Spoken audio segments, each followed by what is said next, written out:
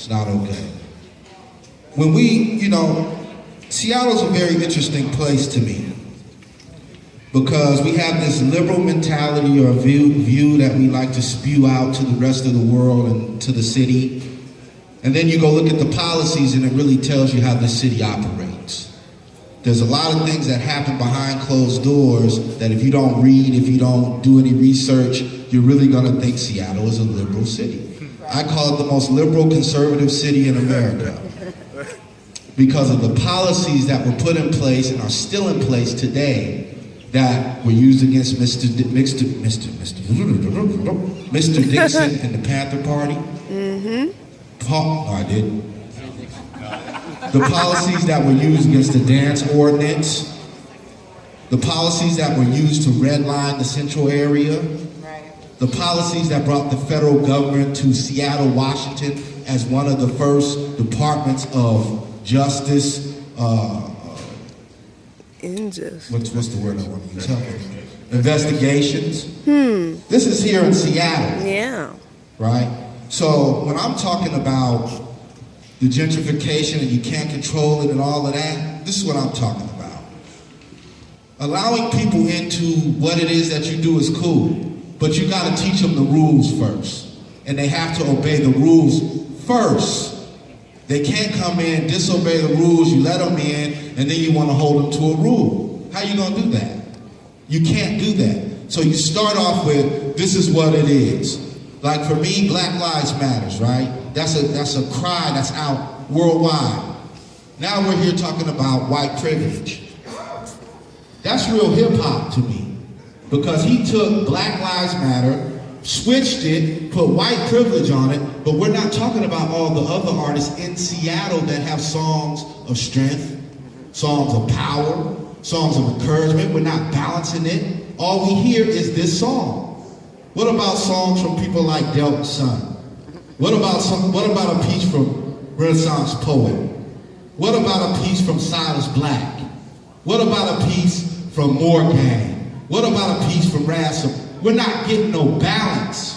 So what happens is we get caught into this thing where we start talking about something that doesn't even make the soundtrack to the movement. That song wouldn't be a part of my soundtrack. It ain't a part of no soundtrack that I know of to the movement. But what happens is we sit here and we have these conversations. To me, conversations are going to speak a lot better though. Amen. What we gonna do? So we can talk about what's happening, but what we gonna do is everybody up here, we gonna team up? Y'all gonna support more than just today? Or is this it? Black History Month, February. That's it. I did my just due. What happens when we leave here? Who can we hold accountable? Where are the resources at? We are the biggest resource because we're the creators of it. Yes. So for me, when I look at a lot of things, I'm like, okay, I've been around this city a long time, doing some things. I've been with some people that have been very unpopular in the things that they're doing. So now that we're being forced into a certain conversation, what does that mean at the end of the day? I feel good about what I said. So what? Yeah. Let me jump in right here. Can I just respond to one thing right quick? Just to talk about that song for a second. I don't feel good about that song.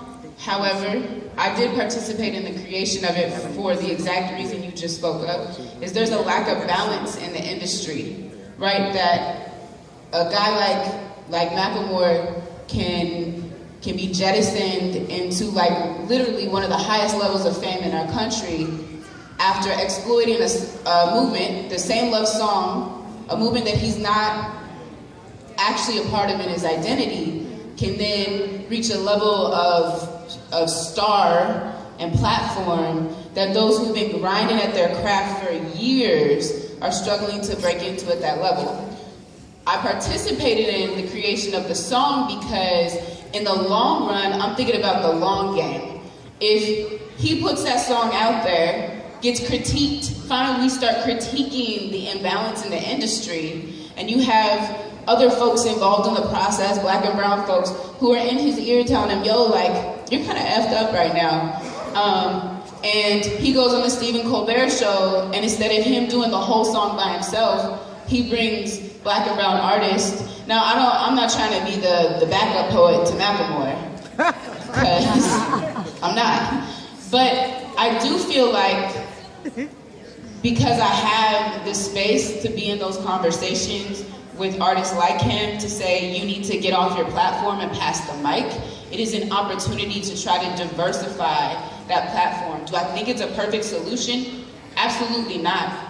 I think the whole thing, that entire project that we worked on, is flawed from the ground up, because it exists simply because white supremacy and patriarchy and capitalism have taken a market and an industry of music and brought it down to just a few record labels and a few artists who actually have not honed their craft. They actually don't know the history and don't really care about whether or not it benefits the people who created it. So my participation in that song is a long-term conversation about what does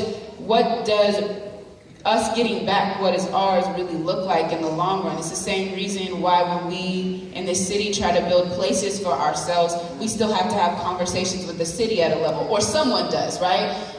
Someone has to be talking to the city, and someone has to be talking to whatever developer is building things. It may not be you or me, maybe it'll be White King, because he's better at the conversations than I am. But someone has to be having those conversations, so we at least keep our ear to the ground and know how the industry is forming. And those of us who are willing to push the margins more have the right information. And so I think that song is emblematic of the problem.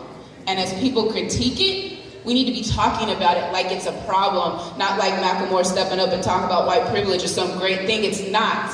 He's supposed to be. He should be talking about it. He should be addressing it. He has a mostly white fan base. If he's not talking about it, he's not only appropriating the culture, but he's accepting white supremacy as the thing that makes him superior. So he has to be engaging that conversation. Do I think he's doing it the right way all the time? Hell no. Do I tell him that? Absolutely. So I love the critiques that he's getting.